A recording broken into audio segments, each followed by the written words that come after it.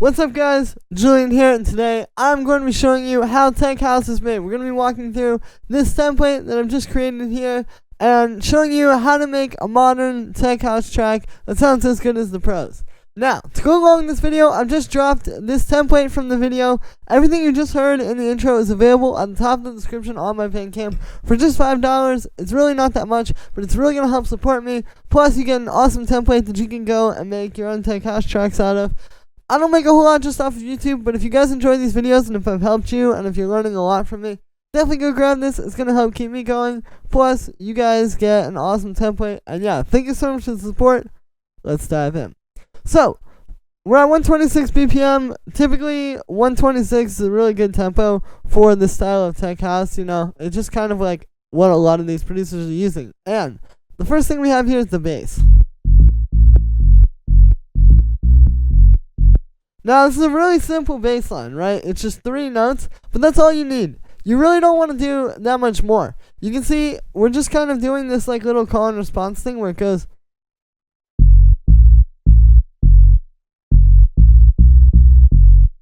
You know, it's like that call response right there.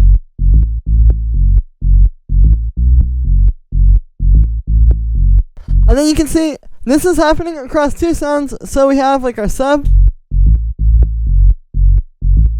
which you can see, yeah, just simple operator bass, just square wave, saw wave with a low pass filter to keep it nice and clean but still fat.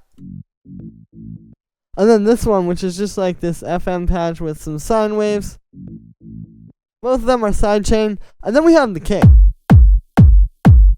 And this kick is made with 3 layers. So this is the most layering I've actually ever done, I think, for a kick in one of these videos. You can see we've got low end, which is just this nice fat one. Highs, which are from this kick. And then the mids from this kick. And then you put those together and you get one full sounding kick. So this is an easy way to make kind of like your own kicks, you know, because you can take, like, you can just get any sample pack and take kicks out of there and say, find one that has a really good low end, but maybe like the highs are kind of weak, and then one that has like a good high, one that has good mid range. Put them all together and you make one really solid kick. And then you don't need any processing. They're just playing side by side and it all adds up to make one kick. And yeah, then we have the hi-hats, which, here's the main one. So we're going for 3 layers here. We've got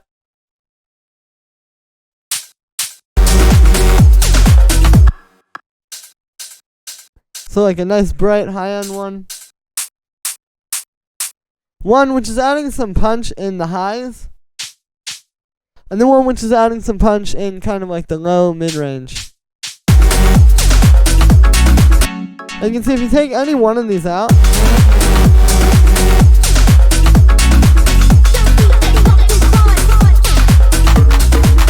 so you really need all 3 of them to like fill out the whole spectrum of sound. And you'll notice like this is what separates this hi-hat, because it's like, okay, if you just have some hi-hats kind of like in your track playing like that, like what's really separating that? Well, this one is these 3 layers that sound super fat, so you know this is the main hi-hat, and then you can kind of differentiate that with the high-end ones. But yeah, so we've got like this one, this one, this one, just all playing like kind of around that main hi-hat.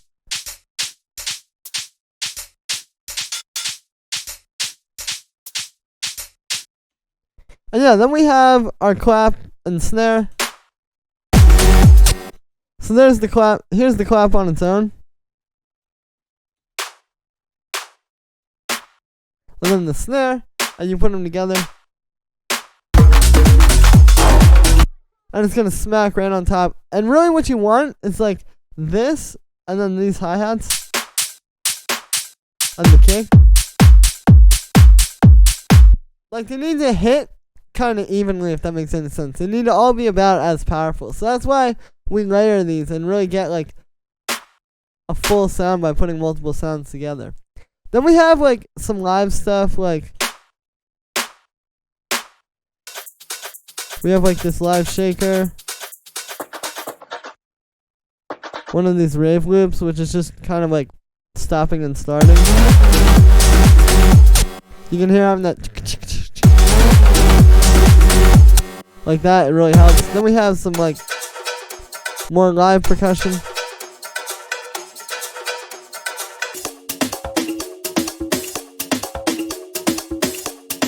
You know, kind of like some organic stuff to complement all the programmed percussion.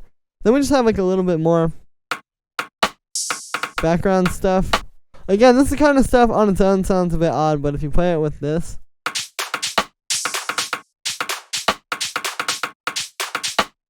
so yeah, that's just adding all that extra bounce. Then we have kind of like the background sounds down here.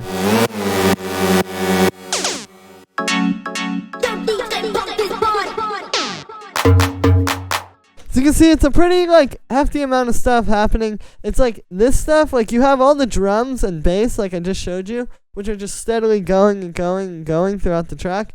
And then that's juxtaposed against this stuff, which kind of like stops and starts, and you never hear the same sound too frequently. It's not just about making like the steady drum groove. Like that's going to be boring if you only do that. This is what makes it exciting, is having all these little sounds bouncing out.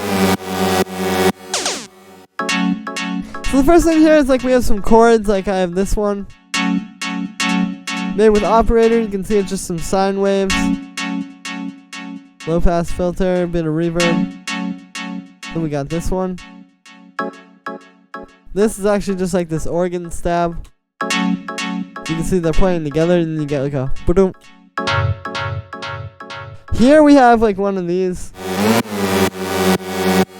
just big fat unison saw wave things. So we actually have two layers. So it's this one, which is a saw wave and a square wave inside of analog with a bunch of unison, and the glide is on. And then this one, which is the same thing but in like a lower octave and no unison.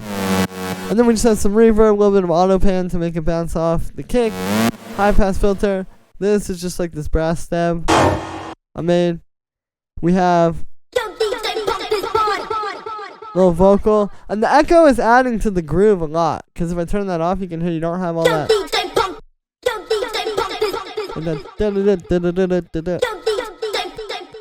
Especially there when you have like that. We have like this little zap sound.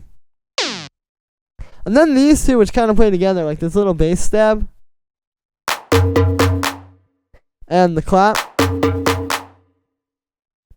And yeah, so you can see this is just with operator. It's just like two sine waves, a bit of FM, or excuse me, a sine wave and a square wave, low pass filter, a little bit of an LFO on the pitch as well, a little bit of redux, chorus, saturation, reverb. The main thing with these is the way like the clap and the bass stab kind of like play together like that.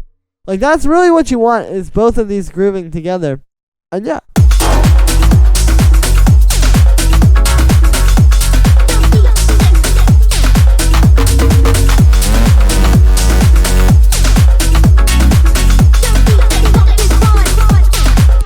So that's going to be it for this one, guys. I hope you enjoyed. As always, make sure to like this video, as well as subscribe, and let me know what you think of this video in the comments. Like I said in the beginning, you can get the full project files, samples, MIDI, presets, every single thing from this video that you just saw. It's available at the top of the description. Again, really help support me. If you guys enjoy these videos, definitely go grab that. If I've helped you, go grab it. I don't make a whole lot just off the YouTube ads. They're not that good. But with these sample packs and templates, I'm able to keep bringing you guys new videos every single day and keep teaching you stuff.